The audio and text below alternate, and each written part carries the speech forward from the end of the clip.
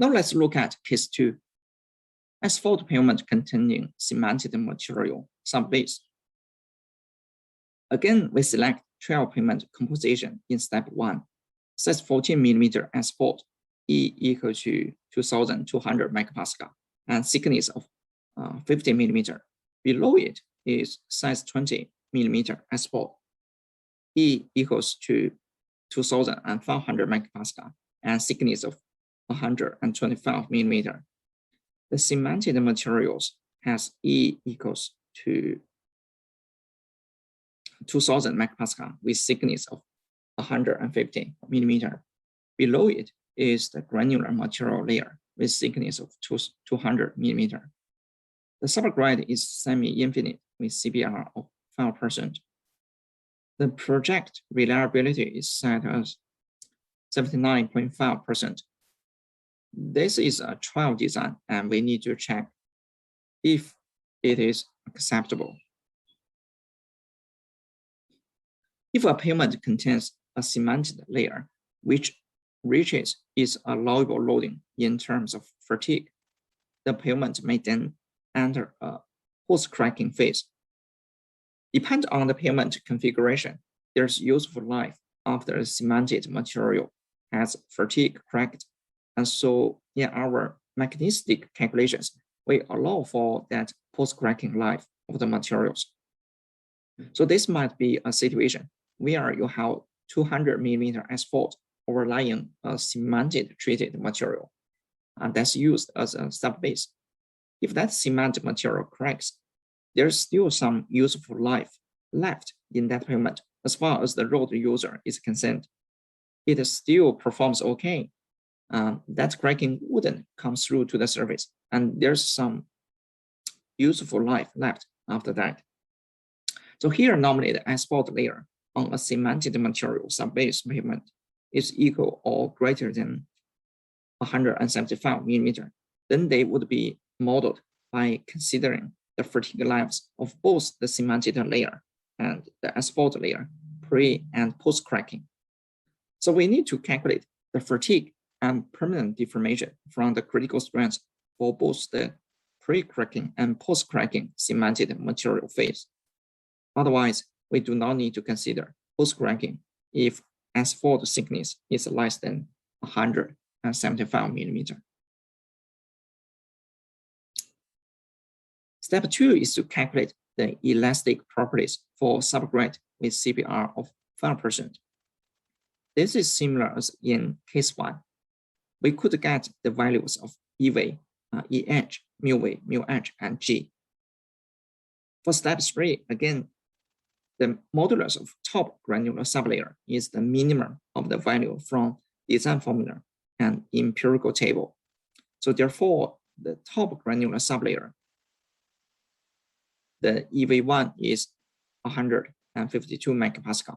All the other elastic properties could be worked out accordingly, because we already practiced multiple times. So I won't just go into more details here. Step 4 is the elastic property calculation for the other granular sublayers. Firstly, we need to get the R value. Since this is granular materials placed directly on the subgrade, sublayering is required. We divide the total granular thickness into 5 equal thick sublayers. Each has a thickness of 40 millimeter. Then we are able to calculate the elastic parameters, the modulus, the Poisson's ratio, and shear modulus of the second granular sublayer.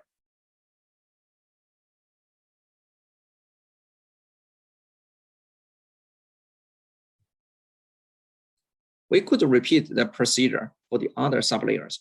The below table is a summary of the elastic properties of the unbound granular sublayer and subgrade from step 2 to 4.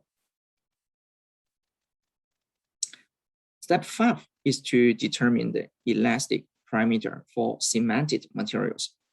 As discussed, we need to consider both the pre-cracking and post-cracking cemented material phase. For pre-cracking material phase, we could choose E and mu from table 6.7.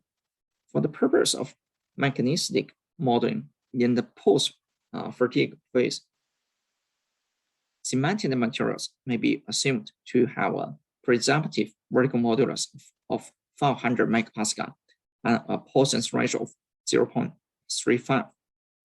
We could work out EH and G accordingly.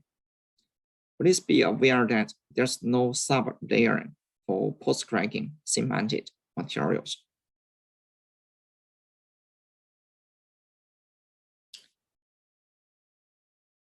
For asphalt, we set the Poisson's ratio as 0.4. According to the modulus and the Poisson's ratio, we are able to calculate the shear modulus.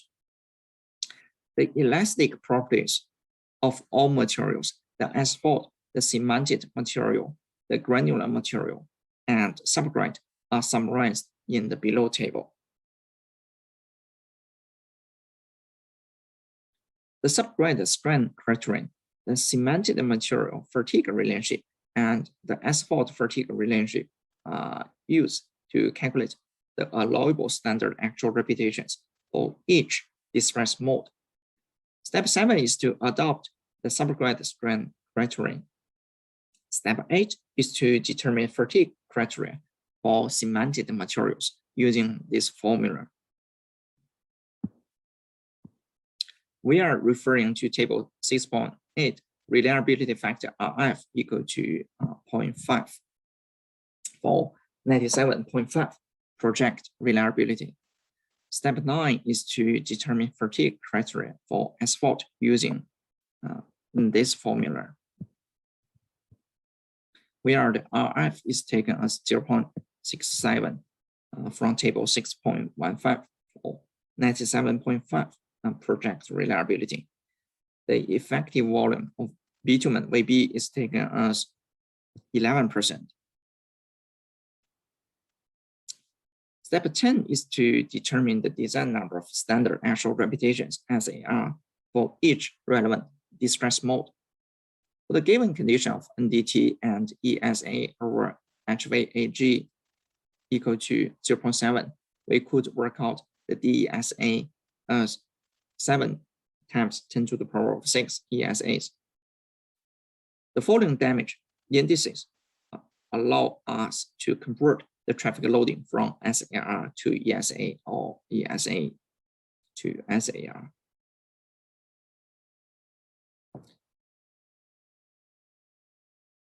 Same as case 1, step 11 is to assume approximate standard actual view loading.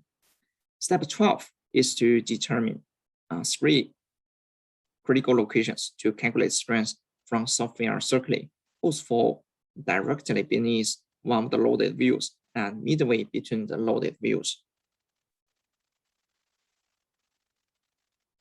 The critical strengths from circuitry outputs are the maximum strengths for pre-cracking cemented material phase, as shown in the top table, and post-cracking cemented material phase, as shown in the below table.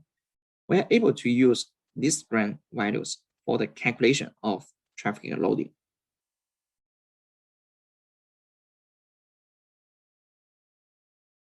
Step 14 is the calculation of allowable traffic loading.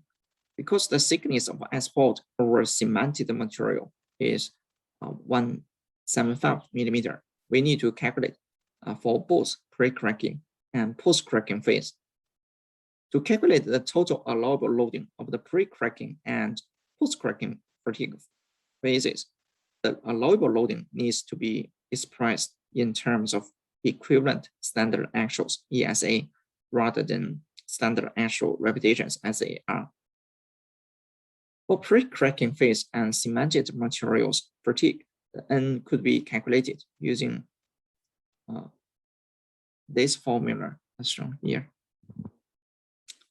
And we can convert the unit from SAR 12 to ESA through dividing the value by 12. For permanent deformation of subgrade, the N could be calculated using this formula and then converted to ESA through dividing the result by 1.6.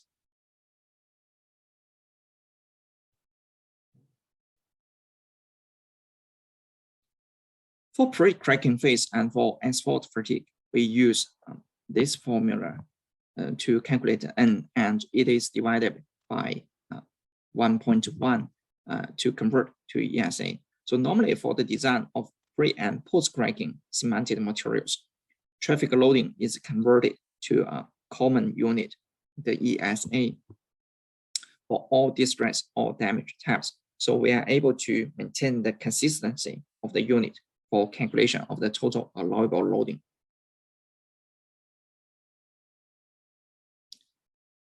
Previous slides are the calculation of the allowable traffic loading for the pre-cracking phase. Now we need to calculate allowable traffic loading for the post-cracking phase. The formulas for subgrade permanent deformation and asphalt fatigue are the same as before, and we only need to replace the pre-cracking maximum strength by post-cracking maximum strength. The units of the calculated allowable loadings are then converted to ESA. So post-cracking phase of cementing material, we do the calculation, and the units as AR7, we have to convert to ESA. And similarly, as for the asphalt fatigue, we have to use the post-cracking strength to do the calculation and convert the unit from SAR5 to ESA.